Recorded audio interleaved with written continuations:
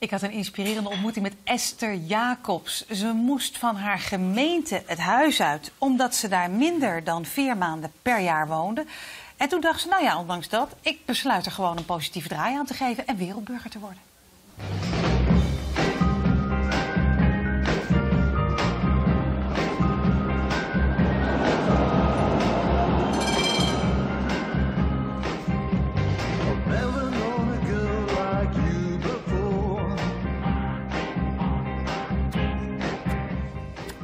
Wereldburger, welkom in Nederland. Wat is het nou eigenlijk, wereldburger?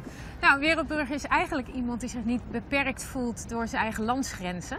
En ja, je kan het invullen zoals je wil. Je kan in Nederland zijn en wereldburger voelen. Ja. Maar je kan ook in het buitenland zijn en heel bekrompen zijn. Maar voor mij is het eigenlijk gewoon dat ik heel veel reis en dat ik me overal thuis voel. Maar hoe is het zo gekomen dan, dat je nu overal en nergens op de wereld woont? Nou, ik had altijd een huis in Amstelveen, mijn koophuis, wat gewoon mijn basis was. En van daaruit maakte ik uitstapjes.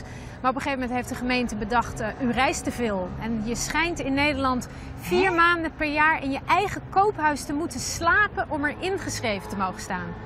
Oh, dat is wel heel bijzonder. Zoiets had ik nog nooit gehoord. Ik ook niet. Nou klinkt dat heel negatief. Als ik jou zo zie en als ik zo dingen over je lees, dan is het eigenlijk een hele positieve wereld als wereldburger. Klopt. Ik ben zo vrij als een vogeltje. Ik hoef aan niemand verantwoording af te leggen.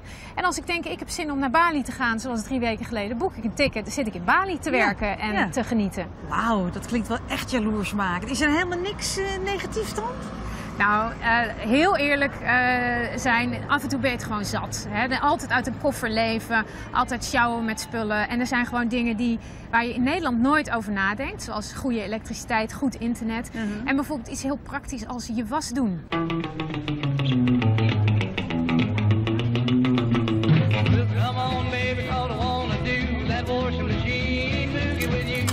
Jongleerballen neem je dus ook mee. Hoe zit dat nou? Wat heb je allemaal meegenomen? Nou ja, die jongleerballen zitten in mijn tas. Omdat het iets is wat je eigenlijk overal kan doen. Als je op het vliegveld staat te wachten, als je op het strand bent. Je kan het met mensen samen doen. Het is toch een soort coördinatie. Dus het is ook een beetje contact zoeken? Ja, of juist in je eentje zijn. Ja? Nou, dit is een band waarmee je kan stretchen. Gewoon om je benen zo. Ja? Dat je dat oprekt. Heel belangrijk. Ook mijn armen en mijn schouders. Ja. En hoe werk je dan? Dit is mijn kantoor. Dit is je kantoor? Ja, er zit alles in wat ik nodig heb. En dat is? Nou, mijn computer natuurlijk. Ja. En ik heb 1 mapje met echt de meest slimme kabeltjes die je ooit hebt gezien. Alles heel klein. Ja. Daar kan ik alles mee doen.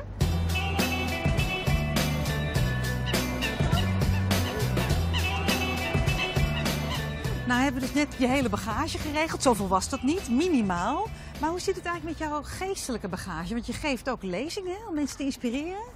Ja, klopt. Ik ben motivational speaker. Dus ik word ingehuurd door grote bedrijven om een verhaal te vertellen. Prikkelen, inspiratie.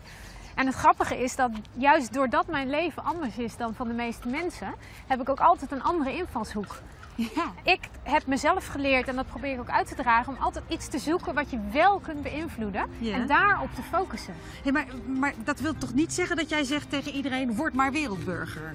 Nee, want het is gewoon niet voor iedereen. En als jij nou weet van jezelf, van nou, ik ben eigenlijk heel gelukkig met mijn huis, mijn werk, mijn familie, dan moet je daar eigenlijk ook op focussen. Ja. Want het gras aan de overkant lijkt wel groener, maar als je je eigen tuintje water geeft, wordt dat ook groen. Ja. Dus vergeet dan wat andere mensen willen. Kijk naar wat jou gelukkig maakt en focus erop. Ja, ik vind het mooi. Ja.